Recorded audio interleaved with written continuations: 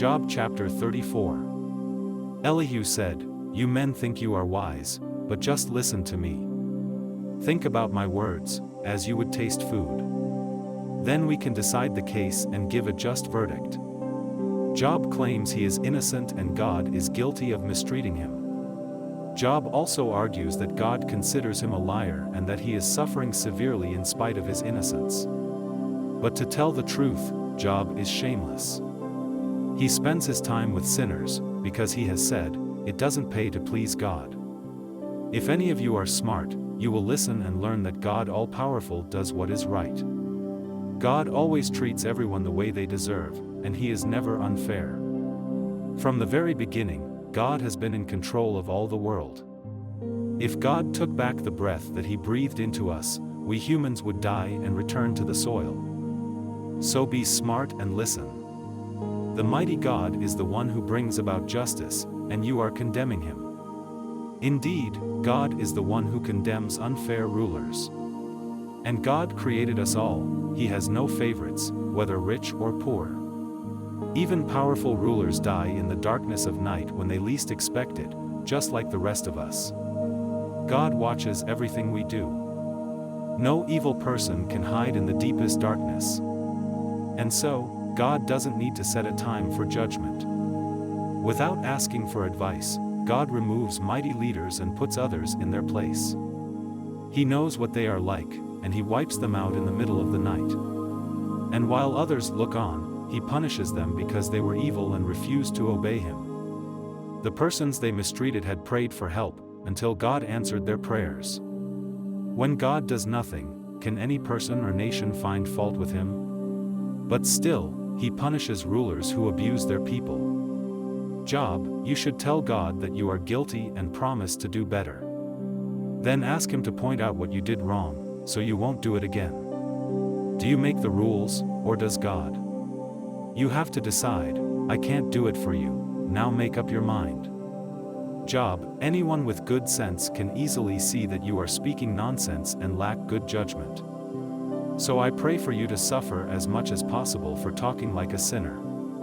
You have rebelled against God, time after time, and have even insulted us. Job chapter 35. Elihu said, "Job, are you really innocent in the sight of God? Don't you honestly believe it pays to obey him? I will give the answers to you and your friends. Look up to the heavens and think. Do your sins hurt God? Is any good you may have done at all helpful to him? The evil or good you do only affects other humans. In times of trouble, everyone begs the mighty God to have mercy. But after their Creator helps them through hard times, they forget about him, though he makes us wiser than animals or birds. God won't listen to the prayers of proud and evil people. If God all-powerful refuses to answer their empty prayers, he will surely deny your impatient request to face him in court. Job, you were wrong to say God doesn't punish sin. Everything you have said adds up to nonsense. Job chapter 36. Elihu said, "Be patient a while longer, I have something else to say in God's defense." God always does right, and this knowledge comes straight from God. You can rest assured that what I say is true. Although God is mighty, he cares about everyone and makes fair decisions.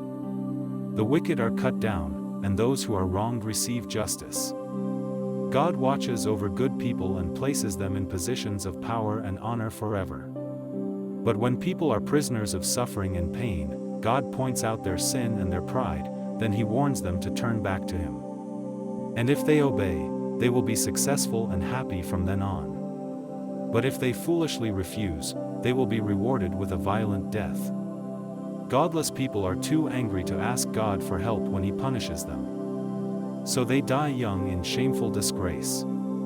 Hard times and trouble are God's way of getting our attention. And at this very moment, God deeply desires to lead you from trouble and to spread your table with your favorite food. Now that the judgment for your sins has fallen upon you, don't let your anger and the pain you endured make you sneer at God. Your reputation and riches cannot protect you from distress, nor can you find safety in the dark world below. Be on guard. Don't turn to evil as a way of escape. God's power is unlimited. He needs no teachers to guide or correct him. Others have praised God for what he has done, so join with them. From down here on earth, everyone has looked up and seen how great God is. God is more than we imagine. No one can count the years he has lived.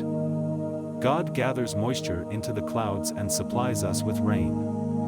Who can understand how God scatters the clouds and speaks from his home in the thunderstorm? And when God sends lightning, it can be seen at the bottom of the sea. By producing such rainstorms, God rules the world and provides us with food. Each flash of lightning is one of his arrows striking its target, and the thunder tells of his anger against sin.